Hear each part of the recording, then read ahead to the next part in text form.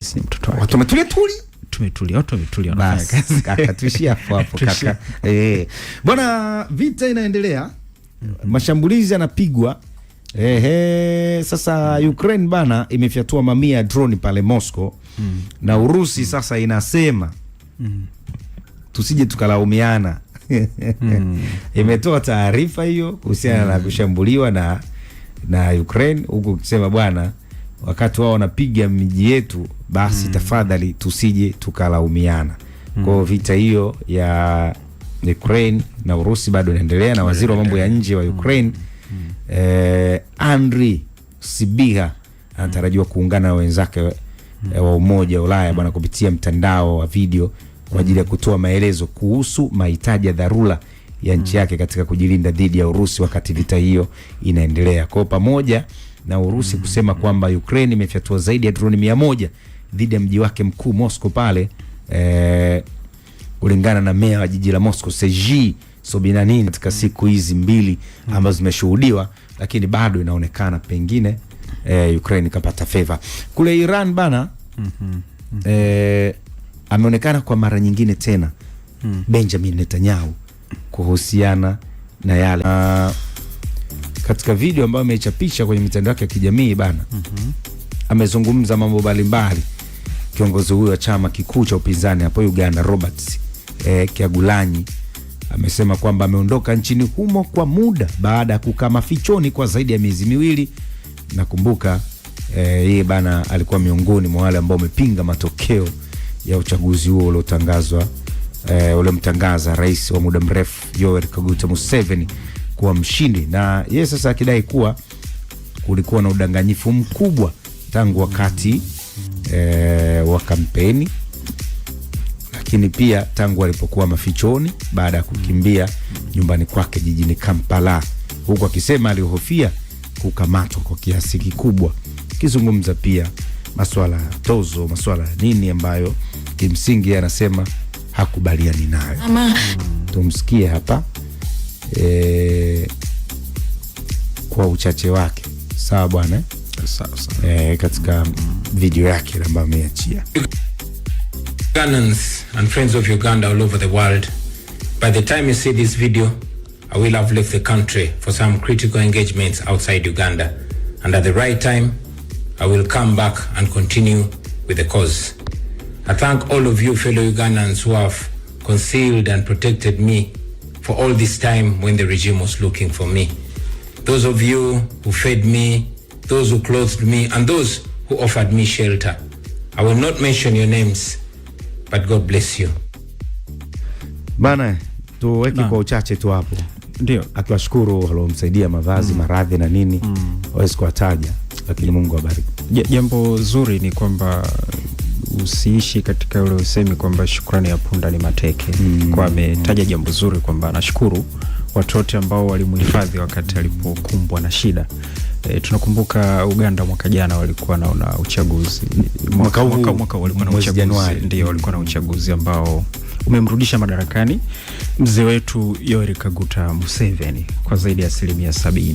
Wakati huo chama chake Robert Kyagulanyi Ssentamu tunamuita aka kwa vijana wakile wanamuita Bobi Wine, mwanamuziki mashuhuri sana Uganda. Pige sana hits fulani hivi. Yani mwanasiasa amegeukia siasa na kuwa mwanasiasa mashuhuri sana kwa ukanda wa Afrika Mashariki, na anakubalika sio tu Afrika Mashariki lakini duniani wanamuelewa sana.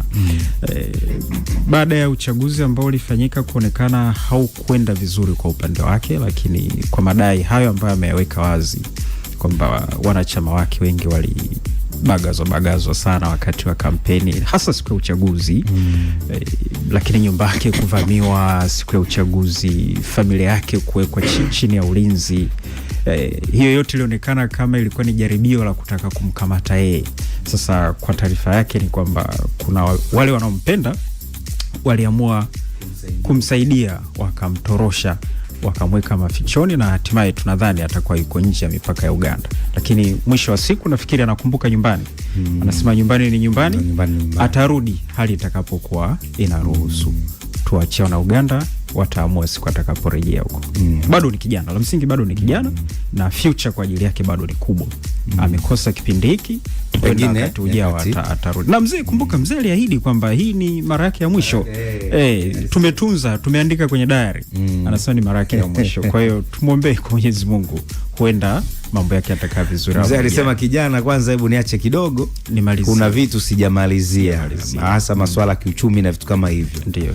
Nikiyaweka sawa alikuwa na kauli mbiu inaitwa protecting the gains, kwamba tulinde ambayo tumesha yapata ili tuendeleze kidogo, alafu baada hapo nitawaachia ni vijana. Kwa hiyo vijana kaambia tupigeni, wao nasubira hebu taheri, si ndio Kiswahili cha tuambia hivyo bwana. Ndio nasubira. Bwana, pale Kenya Sombe, waziri wa mambo ya nje wa Kenya Musalia Mudavadi yuko Moscow, Urusi, kujaribu kuzuia uajiri wa kulazimishwa au kudaiwa wa Kenya bwana wanaojiunga na jeshi la nchi hiyo kupigana vita dhidi ya Ukraine. Sasa zaidi ya raia 1000 kutoka Kenya waliripotiwa, kama unakumbuka, kudanganywa na mikataba ama ofa za kazi za kiraia, lakini baadaye walipelekwa vitani walipofika kule Urusi. Mudavadi anatarajia pia kufanya mazungumzo na waziri wa mambo ya nje wa Urusi Sergei Lavrov. Lakini niliona picha kama wameshakutana, sio? Washakutana. Walishakutana wakazungumza na wametoa lile wanasema waliokubaliana. Hii ilikuwa taarifa before. Lakini walipokutana rasmi wakazungumza pia. Niliona mwendelezo, walizungumza na serikali ya Urusi ikasema kwamba haitakuwa na mpango wowote wa kuwarudisha nyumbani wa Kenya wanaodaiwa kuhudumu katika jeshi la Urusi. Waziri wa mambo ya nje wa Kenya Musalia Mudavadi na waziri mwenzake wakakutana, wakasema taifa hayo mawili hayatakuwa sema mikataba iliyotiwa saini na waliojiunga na jeshi. Umeona bwana kwa hiyo walikutana. Sasa hapo kuna mambo mawili. Moja, wa Kenya wengi kama ambavyo vijana wengine wa Kiafrika ambao wameenda Urusi na hasa kwenye mstari wa mbele kwenye operation ya Urusi iliyoko pale Ukraine. Unajua Urusi wao hawaiti vita. Tuweke clear kwanza kwamba wa Kenya hawatajiunga tena na jeshi la Urusi. Hawatajiunga tena. Yani kwa mujibu wa baada ya kukutana kwamba hakutakuwa na Wakenya ambao watakuwa wanajiunga. Endelea pale ulipokuwa unachambua. Kuna kwenye ile operation ambayo Urusi wanaifanya Ukraine ambayo imeanza mwaka 2022 mwezi Februari.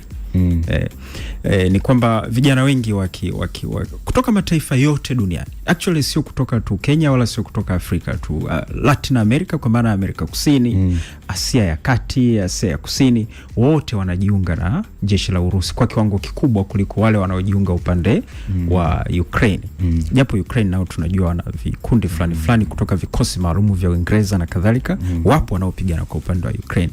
Lakini Urusi imekuwa ikipata ufuasi mkubwa kutoka mataifa tunaita ya Global South, mataifa ya kusini, mataifa ambayo huwa tunaweza tukatafsiri kama mataifa manyonge ulimwenguni, ndio imekuwa ikipata ufuasi mkubwa huko. Sasa Kenya imejikuta katika huo mkumbo. Kwa vijana wake wengi wamejiunga na jeshi la Urusi kupigania maslahi ya Urusi kule Ukraine. Sasa kama unavyosema ni kweli, kama umesikia hivi karibuni kumekuwa kuna tuhuma ya kwamba vijana wetu wa Kenya wamejiunga huko na nini wanapotea na wengine wanataka kurudi na nini. Kumekuwa kuna sintofahamu hiyo. Na kumbuka Kenya mwakani ni uchaguzi. Ndio, yes. Uchaguzi unapokaribia Kenya wao kunaanza kuwa na kelele nyingi sana. Ni nchi ambayo watu wake wako active sana, kwa maana ya wako conscious, wanaelewa mambo vile yanavyoelekea. Siwezi kushangaa ni kwa nini serikali ya Kenya imeona sasa ni muda mwafaka kulitafutia suluhu hili. Sasa zaidi ya vijana 1000 kwa utafiti wao imeonekana wanapigana upande wa Urusi. Sasa waziri wa mambo ya nje na masuala ya diaspora, unajua Kenya waziri wa mambo ya nje wanamuita hivyo, waziri wa mambo ya nje na masuala ya diaspora, amefanya ziara kule kwa ajili ya kwenda weka sawa ili swala na mwenzake Sergei Lavrov, waziri wa mambo ya nje wa Urusi. Katika makubaliano ambayo yameshafikiwa jana ni kwamba kuanzia sasa vijana wa Kenya hawataorodheshwa tena kwenda kwenye operation za kijeshi za Urusi. Unajua hii hawaiti kuajiriwa ndani ya jeshi. Wao wana kwenye jeshi tunaorodhesha watu. Ndio. Wao wanajeshi wapigane. Sio kuajiriwa ndani ya jeshi. Hapa Kwa hiyo ni wanaita kama mkataba. Sasa kwenye mkataba kwa nini vijana walivutiwa Kenya? Tatizo la ajira limekuwa kubwa sana duniani. Ndio. Sio Kenya tu. Sasa inapokuja kwa mfano nimeambiwa kwenye ule mkataba walikuwa wanapewa $6,000. Yaani huo ni mkataba unapoandikishwa tu unapewa $6,000. Sasa mzee $6,000 zidisha mara wewe unasijua $6,000 nyewe. Zidisha mara 2,500 hapo. Hiyo ni takriban si chini ya milioni 13. Kwa hiyo walikuwa wanavutiwa na kitita kile. Kitita hicho kinaingizwa kwanza kabla hujaondoka pale kuingia kwenye vita. Hicho kinawekwa kwenye akaunti yako alafu naenda. Alafu kifika kule unaambiwa kuna hela isipungua $3,000 kila mwezi. Unatarajia nini? Ndio maana vijana wanaona kwamba nikienda kule nikifanikiwa kutoboa kwa lugha ya vijana angalau mwaka mmoja nitakuwa na akaunti ambayo inasomeka. Unaona. Kwa hiyo kimsingi ni matatizo yetu yaliyoko Afrika, hasa tatizo la ajira kwa vijana. Hili ndo linapelekea vijana kutafuta fursa mahali kwingineko. Safi sana. Bana, umechambua hiyo, lakini hatimaye wamekubaliana. Wanasema mikataba iliyoingiwa sasa hivi wanaiheshimu. Haitavunjwa mpaka mtu mwenyewe atakapomaliza kwa hiari. Umeelewa hiyo? Habari za kwanza sijui wao Urusi kwanza kuhangaika sijui kuwarudisha na nini. Mikataba inaheshimiwa. Lakini hawatawaorodhesha sasa wapya. Kwa hiyo tuichukue hivyo, tuondoke zetu, si ndio bana yake bana? Bwana, wakati tunazungumza hayo kuhusiana na Kenya na Urusi, kulikuwa na taarifa pia ya Urusi kushtumu Ukraine kudungua tena masuala ya nini, tutaizungumza kwenye kule baadaye. Lakini nimeona taarifa twenzetu kwa DR Kongo zote mbili. Hapa Jamhuri ya Kongo, Jamhuri ya Kidemokrasia ya Kongo. Na Jamhuri ya Kidemokrasia. Sasa hawa kidemokrasia ambao ni DRC, ADF imedaiwa bwana kufanya mashambulizi huko migodini ambako imeshambulia migodi iliyoko kaskazini mashariki mwa nchi hiyo na kusababisha vifo vya raia. Ni kwa mujibu wa taarifa iliyotolewa na serikali ambako serikali nchini Jamhuri ya Kidemokrasia ya Kongo imesema kundi la waasi la ADF sawa bwana limeshambulia mgodi huo uliopo mashariki mwa nchi hiyo na kusababisha vifo vya raia. Wakitoa taarifa yao. Unakumbuka siku moja tuligusia ili kwamba sehemu zenye machafuko sana Kongo ni zile zenye migodi. Ndiyo, na ADF wanapakana na Uganda, lakini ni upande wa mashariki, kaskazini mashariki ya Jamhuri ya Kidemokrasia ya Kongo, wanajiita Allied Democratic Forces, ambao Uganda hawa walishabatizwa kama waliwabatiza hawa ADF kama magaidi, kama kikundi cha kigaidi. Kwa kuna wakati fulani serikali ya Uganda huwa inatuma wanajeshi wake kwenda Kongo, mkawasaki kwanza, mkawa neutralize, mkawapunguze nguvu zao ambazo wanazo. Kwa hiyo Kongo kama tulivyosema ina makundi mengi, tunajua tu M23, lakini wapo ADF na wengine wengi kweli. Sasa wakati Kongo kule upande wa pili hao jamaa wanatenganishwa na mto, ulisema ndio Jamhuri ya Kongo. Sasa wakati DRC wenyewe wanaendelea mapigano huku Brazzaville, zoezi la kuhesabu kura bwana linaendelea, ambako matokeo ya uchaguzi huo yanatarajiwa kutangazwa ndani ya wiki mbili. Wiki hizi ambazo tuko nazo hizi watu wanaendelea kuhesabu na kuona mambo yatakuwa vipi. Kumbuka wagombea wengine wanapambana na mgombea ambaye anaonekana kuwa na nafasi kubwa ya kushinda, na rais wa nchi hiyo aliyekaa ametawala kwa miaka 42. Ndio huu si mwingine ni Sosu Denis Nguesso. Yuko pale bwana na kuhakikisha kwamba Denis Sosu Nguesso je atarejea au namna gani. Mambo yako kwa namna hiyo. Watazame taarifa nyingine. Sasa ile ya Urusi nilikugusia ile. Niliona Urusi, kabla sienda Urusi niliona taarifa ya Papa anafanya ziara huko.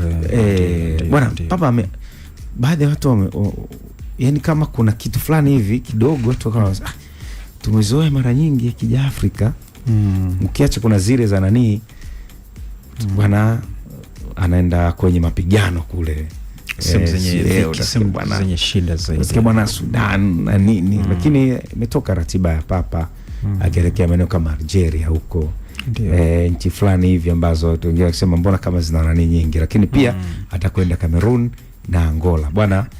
Vatican imetoa ratiba rasmi ya safari ya kwanza ya kitume ya Papa Leo barani Afrika. Sawa, akiwa Papa sasa, hii ni mara yake ya kwanza. Kiacha ile ambayo alikujaga Tanzania kipindi kile akiwa sio Papa. Kwa hiyo safari hiyo bwana itampeleka Algeria, Cameroon na Angola, kisha Guinea Equator pia ikiwa ziara yake ya kwanza barani Afrika tangu alipochaguliwa Papa mnamo Mei 2025. Ndio. Kuna jambo nataka kuweka hapo kwenye ziara hii. Kwanza napongeza tumekuwa na bahati bara la Afrika, mara nyingi mapapa ambao wanateuliwa au kuchaguliwa chini ya kanisa Katoliki huwa walisahau bara la Afrika. Kwanza Papa Yohane, kwa wale wanaokumbuka historia, alishaikuja Tanzania na nchi zingine, lakini Papa Francis amefanya ziara Jamhuri ya Kidemokrasia ya Kongo huku kwenye shida. Sasa hivi akafanya Sudani ya Kusini ambako kwa kweli kulikuwa kuna shida sana, na kama unakumbuka alipofika Sudani ya Kusini kipindi kile Riek Machar na Salva Kiir, majeshi ya hawa miamba wawili wakati wanapigana pale, yeye ndo alifika pale na kuwaita wote wawili kwa jamani, pataneni, achaneni na hizi habari, akabusu mpaka miguu yao. Na kweli baada ya pale tulishuhudia utulivu kiasi fulani, mpaka alivyoondoka juzi ndo shida zimeanza kurejea tena. Sasa this time, kwa maana wakati huu tunashukuru tena Papa Leo anakuja tena bara la Afrika na anaanzia jirani kwake. Unajua Algeria anakuanzia kule na Italia ni karibu sana. Na wale wasio jua jiografia na historia unamkumbuka Mtakatifu Agustino, Saint Francis. Kimsoma bwana Mtakatifu Agustino na mambo yake. Saint Francis alikuwa pale Tunisia. Lakini sasa kipindi hicho majimbo ya Tunisia na Algeria yalikuwa kama yako pamoja. Yalikuwa pamoja. Yeye mipaka ilikuja ikachorwa baadaye na wakoloni. Lakini kabla yake walikuwa pamoja. Kwa hiyo Mtakatifu Agustino alikuwa lile eneo lile kwa ujumla, alikuwa anahudumia lile eneo kwa ujumla.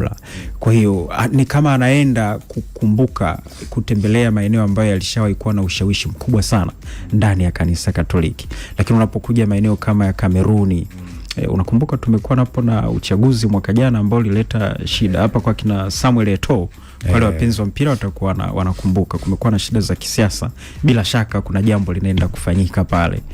Akitembelea Angola na Guinea Equator napo pale kuna mtu ana zaidi ya miaka 40 kuwa madarakani pale. Na wana asilimia zaidi ya 70. Kumbe Afrika zinafanana hizi mambo pale. Sasa Guinea Equator pale kuna mambo ya ajabu. Rais ana zaidi ya miaka 40 madarakani, lakini makamu wake pia ni mtoto wake. Makamu wa rais ni mtoto wake. Watu tumetulia basi kaka, tuishie hapo kaka. Bwana, vita inaendelea, mashambulizi